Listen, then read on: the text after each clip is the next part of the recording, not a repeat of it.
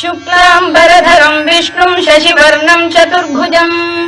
प्रसन्नवदनं ध्यायेत् सर्वविघ्नोपशान्तये। व्यासं वसिष्ठनप्तारं शक्तेः पौत्रमकल्मषम् पराशरात्मजं वन्दे शुकतातं तपोनिधिम्। व्यासाय विष्णुरूपाय व्यासरूपाय विष्णवे नमो वै ब्रह्मनिधये वासिष्ठाय नमो नमः। अविकाराय शुद्धाय नित्याय परमात्मने सदैकरूपरूपाय विष्णवे सर्वजिष्णवे यस्य स्मरणमात्रेण जन्म संसारबन्धनात् विमुच्यते नमस्तस्मै विष्णवे प्रभविष्णवे। ॐ नमो विष्णवे प्रभविष्णवे। श्रीवैशम्पायन उवाच श्रुत्वा धर्मानशेषेण पावनानि च सर्वशः युधिष्ठिरः शान्तनवं पुनरेवाभ्यभाषत। युधिष्ठिर उवाच किमेकं दैवतं लोके किं वाप्येकं परायणम् स्तुवन्तः कङ्कमर्चन्तः प्राप्नुयुर्मानवा शुभम्। को धर्मः सर्वधर्माणां भवतः परमो मतः किं च तन्मुच्यते जन्तुर्जन्म संसारबन्धनात्। श्रीभीष्म उवाच जगत्प्रभुं देवदेवमनन्तं पुरुषोत्तमम् स्तुवन्नाम सहस्रेण पुरुषः सततोत्थितः तमेव चार्चयन् नित्यं भक्त्या पुरुषमव्ययम् ध्यायन् स्तुवन् नमस्यं च यजमानस्तमेव च अनादिनिधनं विष्णुं सर्वलोकमहेश्वरम् लोकाध्यक्षं स्तुवन् नित्यं सर्वदुःखातिगो भवेत्। ब्रह्मण्यं सर्वधर्मज्ञं लोकानां कीर्तिवर्धनम् लोकनाथं महद्भूतं सर्वभूतभवोद्भवम् एष मे सर्वधर्माणां धर्मोऽधिकतमो मतः यद्भक्त्या पुण्डरीकाक्षं स्तवैरच्चेन्नरः सदा परमं यो महत्तेजः परमं यो महत्तपः परमं यो महद्ब्रह्म परमं यः परायणम् पवित्राणां पवित्रं यो मङ्गलानां च मङ्गलम् दैवतं देवतानां च भूतानां यो व्ययः यतः सर्वाणि भूतानि भवन्त्यादियुगागमे यस्मिंश्च प्रलयं यान्ति पुनरेव युगक्षये तस्य लोकप्रधानस्य जगन्नाथस्य भूपते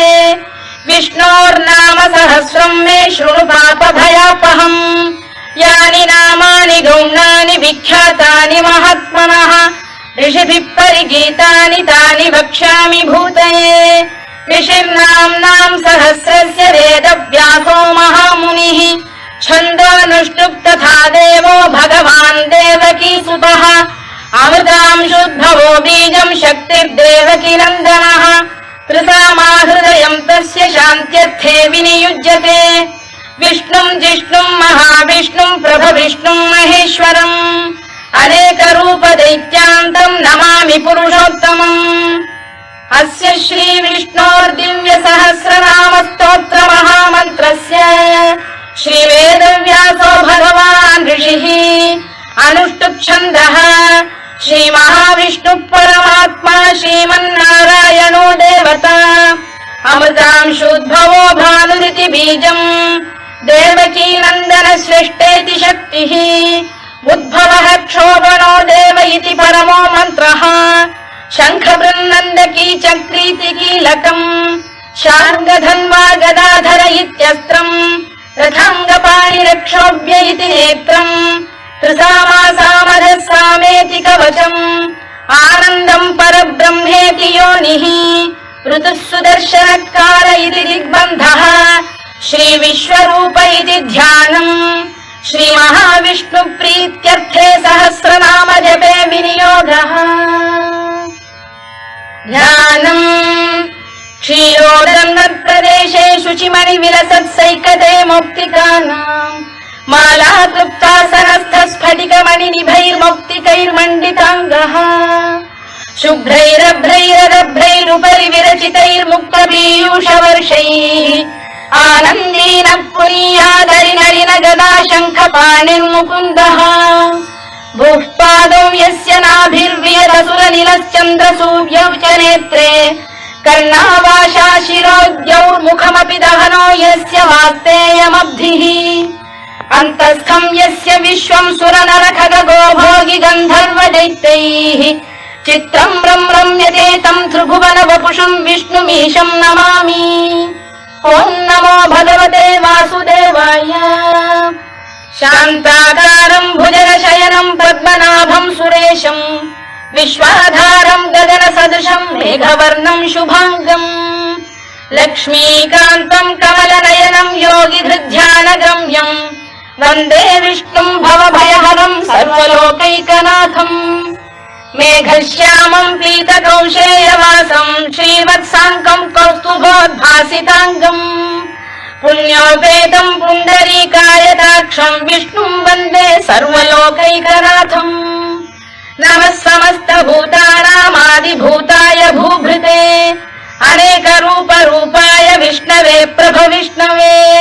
सशङ्खचक्रं सकिरीटकुण्डलं सपीतवस्त्रं सरसीरुहेक्षणं सहारवक्षस्थलशोभिकौस्तुभं नमामि विष्णुं शिरसा चतुर्भुजम्। छायायां पारिजातस्य हेमसिंहासनोपरि आसीनमम्बुदश्याममायताक्षमलङ्कृतम् चन्द्राननं चतुर्बाहुं श्रीवत्साङ्कितवक्षसम् रुक्मिणी सत्यभामाभ्यां सहितं कृष्णमाश्रये।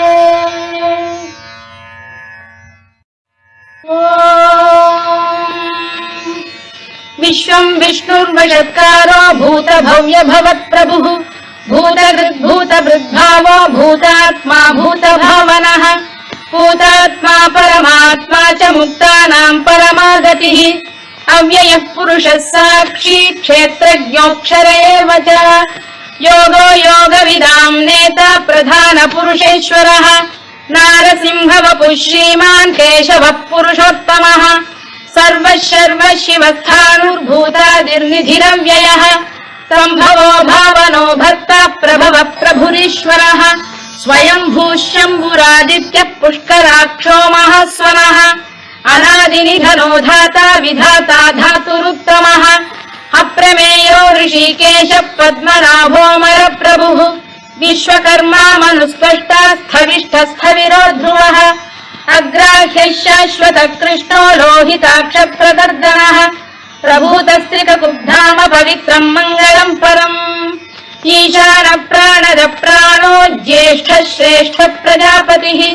हिरण्यगर्भो भूगर्भो माधवो मधुसूदनः ईश्वरो विक्रमी धन्वी मेधावी विक्रमक्रमः अनुत्तमो दुराधर्ष कृतज्ञ कृतिरात्मवान् सुरेशः शरणं शर्म विश्वरेता प्रजाभवः अधः संवत्सरो व्यालप्रत्ययः सर्वदर्शनः अजः सर्वेश्वरः सिद्धः सिद्धिः सर्वादिरच्युतः वृषाकपिरमेयात्मा सर्वयोगविनिसृतः वसुर्वसुमनः सत्यः समात्मा संविदः समः अमोघः पुण्डरीकाक्षो वृषकर्मा वृषाकृतिः रुद्रो बहुशिरा बभ्रुर्विश्वयोनिश्रुतिश्रवाः अमृतः शाश्वतस्थाणुर्वरारोहो महातपाः सर्वगः सर्वविद्भानुर्विश्वक्सेनो जनार्दनः वेदो वेदविदव्यङ्गो वेदाङ्गो वेदवित्कविः लोकाध्यक्षः सुराध्यक्षो धर्माध्यक्षः कृताकृतः चतुरात्मा चतुर्व्यूहश्चतुर्दंष्टश्चतुर्भुजः भ्राजिष्णुर्भोजनं भोक्ता सहिष्णुर्जगदादिजः अनघो विजयो जेता विश्वयोनिः पुनर्वसुः उपेन्द्रो वामनः प्रांशुरमोघः शुचिरूर्जितः अतीन्द्रः सङ्ग्रहः सर्गो धृतात्मा नियमो यमः वेद्यो वैद्यः सदा योगी वीरः माधवो मधुः अतीन्द्रियो महामायो महोत्साहो महाबलः महाबुद्धिर्महावीर्यो महाशक्तिर्महाद्युतिः अनिर्देश्य वपुः श्रीमान् अमेयात्मा महादृधृत् महेश्वासो महीभर्ता श्रीनिवासः सताङ्गतिः अनिरुद्धः सुरानन्दो गोविन्दो गोविदाम्पतिः मरीचिर्दमनो हंसः सुपर्णो भुजगोत्तमः हिरण्यनाभः सुतपाः पद्मनाभः प्रजापतिः अमृत्युः सर्वदृक्सिंहः सन्धाता सन्धिमान् स्थिरः अजो दुर्मर्षण शास्ता विश्रुतात्मा सुरारिः गुरुर्गुरुतमो धाम सत्यः सत्यपराक्रमः निमिषो निमिषः सग्वी वाचस्पतिरुदारधीः अग्रणी ग्रामणी श्रीमान् न्यायो नेता समीरणः सहस्रमूर्धा विश्वात्मा सहस्राक्षः सहस्रपात् आवर्तनो निवृत्तात्मा संवृतः सम्प्रमर्दनः अधः संवर्तको वह्निरनिरोधरणीधरः सुप्रसाद प्रसन्नात्मा विश्वधृक् विश्वभुग्विभुः सत्कर्ता सत्कृतः साधुर्जन्धुर्नारायणो नरः असङ्ख्येयो प्रमेयात्मा विशिष्टः शिष्टकृच्छुचिः सिद्धार्थ सिद्ध संकल्पः सिद्धिदः सिद्धिसाधनः वृषाही वृषभो विष्णुर्वृषभर्वा वृषोदरः वर्धनो वर्धमानश्च विविक्तः श्रुतिसागरः सुभुजो दुर्धरो वाग्मी महेन्द्रो वसुदो वसुः नैकरूपो बृहद्रूपः शिपिविष्टप्रकाशनः ओजस्तेजोद्युतिधर प्रकाशात्मा प्रतापनः ऋद्धस्पष्टाक्षरो मन्त्रश्चन्द्रांशुर्भास्करद्युतिः अमृतांशुद्धवो भानुः शशबिन्दुः सुरेश्वरः औषधम् जगतः सेतुः सत्यधर्मपराक्रमः भूतभव्य भवन्नाथः पवनः पावनो नरः कामः कामकृत्कान्तः कामः कामप्रदः प्रभुः युगादिकृद्युगावर्तो नैकमायो महाशनः अदृश्यो व्यक्तरूपश्च सहस्रजिदनन्तजित् इष्टो विशिष्टः शिष्टेष्टः शिखण्डी नभुषो वृषः क्रोधः क्रोधकृत्कर्ता विश्वबाहुर्महीधरः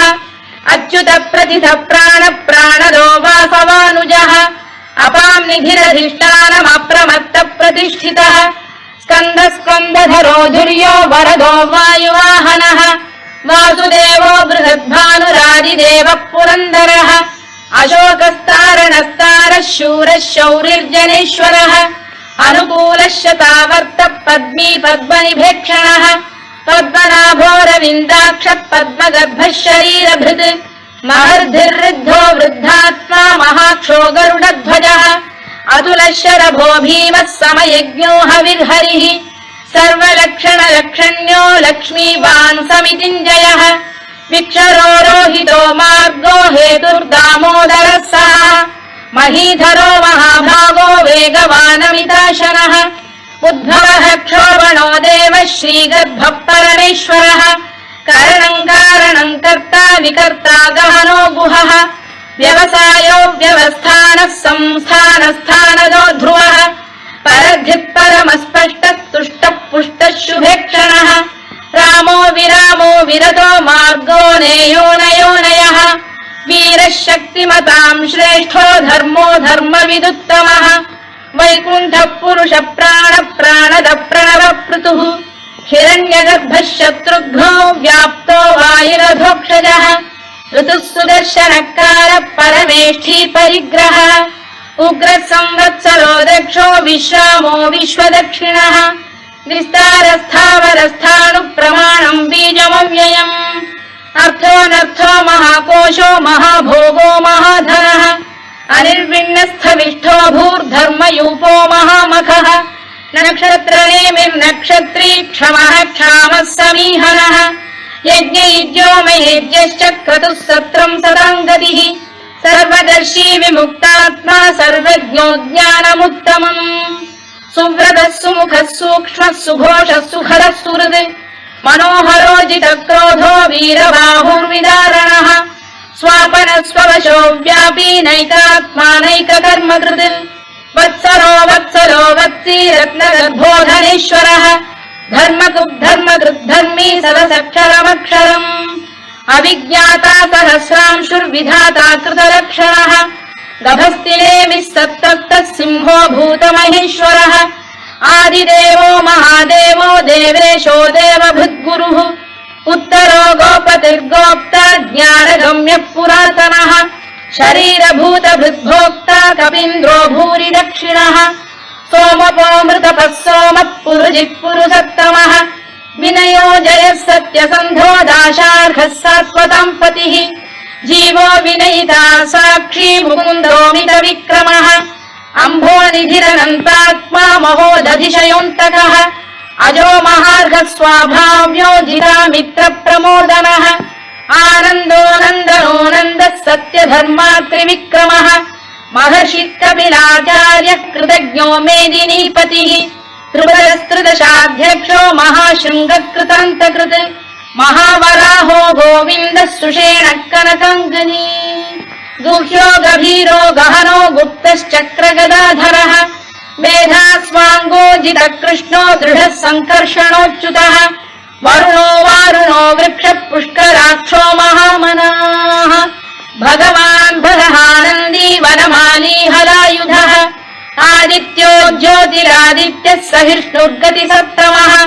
सुधन्वाखण्ड परशुर्दारुणो द्रविणप्रदः दिवस्पृक् सर्वदृग्व्यासो वाचस्पतिरयो निजः त्रिसामासामगः साम निर्वाणम् भेषजम् भिषज सन्न्यासकृच्छमः शान्तो निष्ठा शान्तिः परायणम् शुभाङ्गः शान्तिदः स्रष्टा कुमुदः कुवलेशयः गोहितो गोपतिर्गोप्ता वृषभाक्षो वृषप्रियः अनिवर्ती निवृत्तात्मा संक्षेप्ताक्षेमकृत् शिवः श्रीवत्सवक्षः श्रीवासः श्रीपतिः श्रीमताम्बरः श्रीधः श्रीशः श्रीनिवासः श्रीनिधिः श्रीविभावनः श्रीधर श्रीकर श्रेयः श्रीमान् लोकत्रयाश्रयः स्वक्षस्वङ्गः शतानन्दो नन्दिर्ज्योतिर्गणेश्वरः विजितात्मा विधेयात्मा सत्कीर्तिश्छिन्न संशयः उदीर्णः सर्वतश्चक्षुरनीशः शाश्वतस्थिरः भूषयो भूषणो भूतिर्विशोकः शोकनाशनः अर्चिष्मानर्चितः कुम्भो विशुद्धात्मा विशोधनः अनिरुद्धो प्रतिरथ प्रद्युम्नोमित विक्रमः कालनेमिनिः वीरः शौरिः शूरजनेश्वरः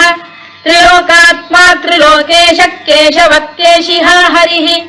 कामदेवः कामपालः कामी कान्तकृतागमः अनिर्देश्य वपुर्विष्णुर्वीरोऽनन्तो धनञ्जयः ब्रह्मण्यो ब्रह्मकृद्ब्रह्मा ब्रह्म ब्रह्मविवर्धनः ब्रह्मविब्राह्मणो ब्रह्मी ब्रह्मज्ञो ब्राह्मणप्रियः महाकमो महाकर्मा महातेजा महोरगः महाक्रतुर्महायज्वा महायज्ञो महाहविः स्तव्यस्तव प्रियस्तोत्रम् स्तुतिस्तोतारणप्रियः पूर्णः पूरयिता पुण्यः पुण्यकीर्तिरनामयः मनोजवस्तीर्थकरो वसुरेता वसुप्रदः वसुप्रदो वासुदेवो वसुर्वसुमनाहविः सद्गतिः सत्कृतिः सत्ता सद्भूतिः सत्परायणः शूरसेनो यदुश्रेष्ठः सन्निवासः सुयामुनः भूतावासो वासुदेवः सर्वासु निलयो नलः दत्तः दत्पदो दृप्तो दुर्धरोऽथा पराजितः विश्वमूर्तिर्महामूर्तिर्दीप्तमूर्तिरमूर्तिमान् अनेकमूर्तिरव्यक्तः शतमूर्तिः शताननः एकोनैकः सवक्कः किम् यत्तत्पदमनुत्तमम् लोकबन्धुर्लोकनाथो माधवो भक्तवत्सलः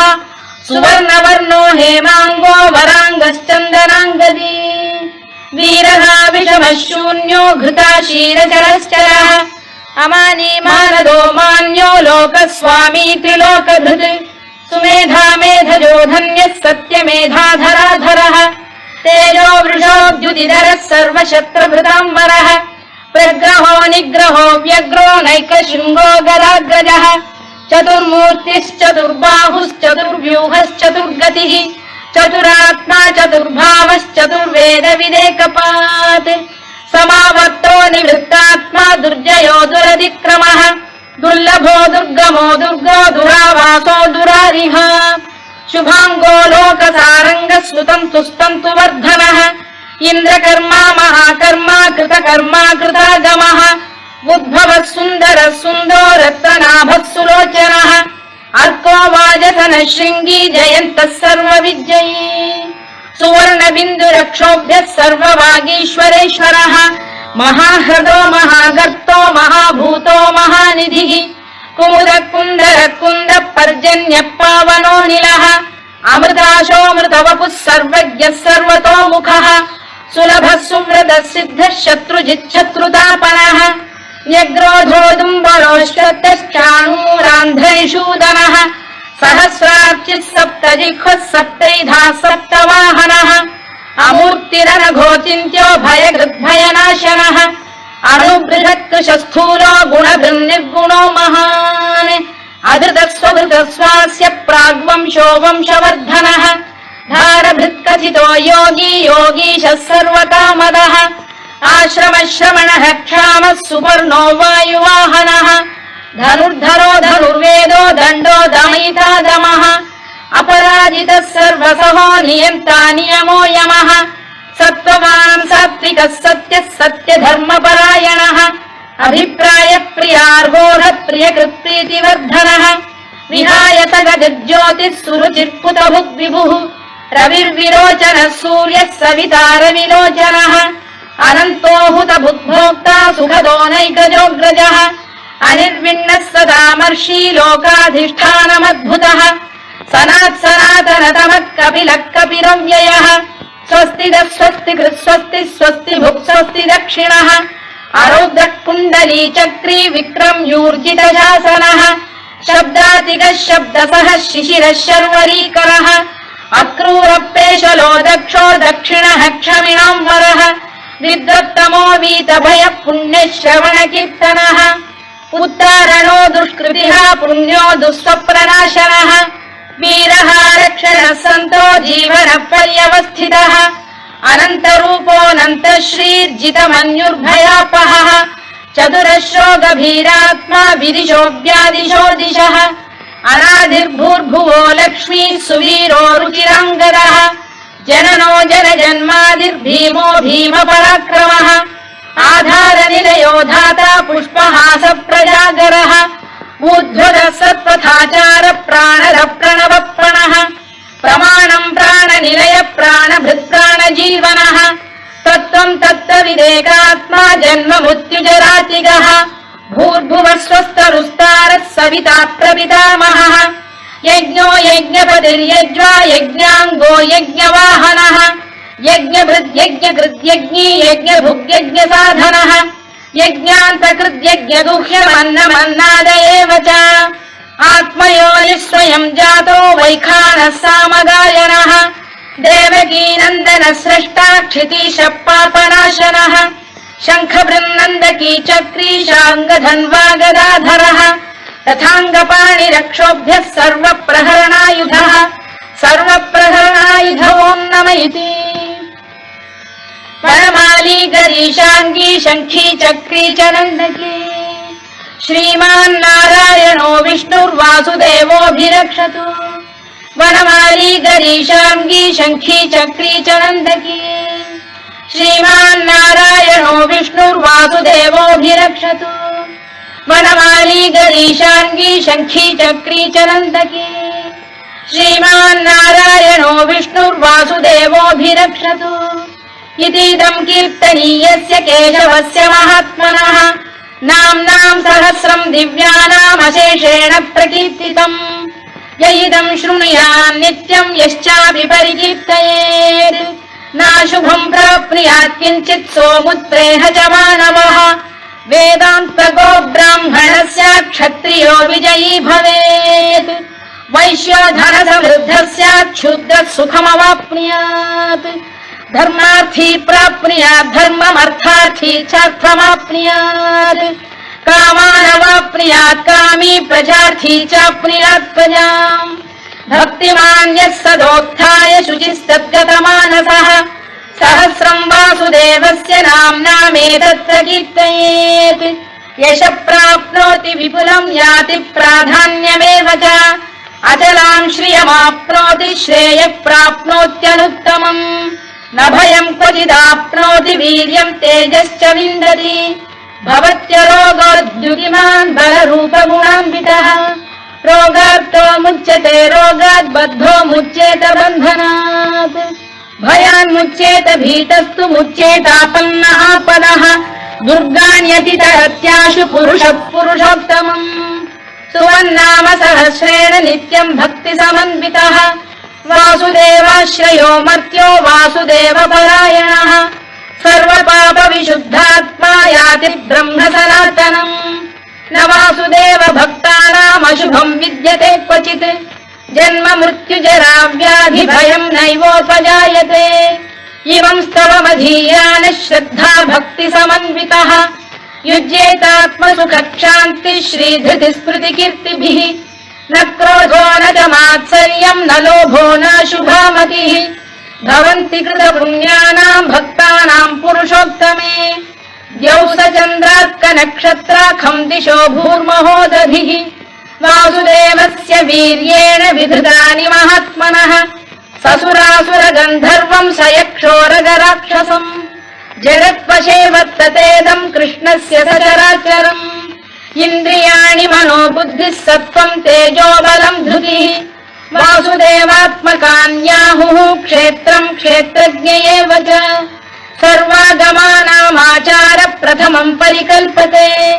आचार प्रभवो धर्मो धर्मस्य प्रभुरच्युतः ऋषयः पितरो देवा महाभूतानि धातवः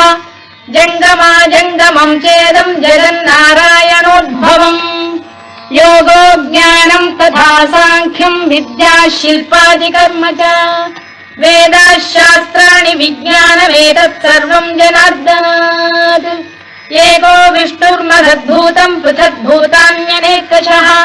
त्रीन् लोकान् व्याप्य भूतात्मा भुङ्क्ते विश्वभुवव्ययः इमं स्तवं भगवतो विष्णो व्यासेन कीर्तितम् पठेद्य इच्छेत् पुरुषः श्रेयत् प्राप्तुं सुखानि च विश्वेश्वरमजं देवं जगतः प्रभुमव्ययम् भजन्ति ये पुष्कराक्षं न ते यान्ति पराभवम् न ते यान्ति पराभवम् ओन्नम इति अर्जुनोवाच पद्मपत्र विशालाक्ष पद्मनाभ सुरोत्तमा भक्तानामनुरक्तानां त्राता भव जनार्दन श्रीभगवानुवाच यो मां नाम सहस्रेण स्तोतुमिच्छति पाण्डव सोऽहमेकेन श्लोकेन स्तुत एव न संशयः स्तुत एव न संशयोन्नम इति व्यास उवाच वासनाद्वासुदेवस्य वासितं भुवनत्रयम् सर्वभूतनिवासोऽसि वासुदेव नमोऽस्तु ते वासुदेव नमोऽस्तु ते ओन्नम इति पार्वत्युवाच केनोपायेन लघुना विष्णोर्नाम सहस्रकम् पठ्यते पण्डितैर्नित्यं श्रोतुमिच्छाम्यहं प्रभो ईश्वर उवाच श्रीराम राम रामेति रमे रामे मनोरमे सहस्रनाम तत्तुल्यं राम नाम वरानने श्रीराम राम रामेति रमे रामे मनोरमे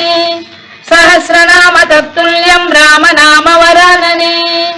श्रीराम राम रामेति रमे रामे मनोरमे सहस्रनाम तत्तुल्यं राम नाम वरानने राम नाम वरानन ओन्नम इति ब्रह्मोवाच नमोऽस्त्वनन्ताय सहस्रमूर्तये सहस्रपादाक्षि शिरोरुबाहवे सहस्रनाम्ने पुरुषाय शाश्वते सहस्रकोटियुगधारिणे नमः सहस्रकोटियुगधारिणे नमः ओन्नम इति सञ्जय उवाच यत्र योगेश्वर कृष्णो यत्र पार्थो धनुर्धरः तत्र श्रीविजयो भूतिर्ध्रुवा नीतिर्मतिर्मम श्रीभगवानुवाच अनन्याश्चिन्तयन्तो मां ये जनाः पर्युपासते तेषां नित्याभियुक्तानां योगक्षेमं वहाम्यहम् परित्राणाय साधूनां विनाशाय च दुष्कृताम् धर्म संस्थापनार्थाय संभवामि युगे युगे आर्ता विषण्णाः शिथिलाश्च भीता घोरेषु च व्याधिषु वर्तमानाः संकीर्त्य नारायण शब्दमात्रं विमुक्तदुःखाः सुखिनो भवन्तु कायेन वाचा मनसेन्द्रियैर्वा बुद्ध्यात्मना वा प्रकृते स्वभावात् करोमि यद्यत् सकलं परस्मै नारायणायेति समर्पयामि।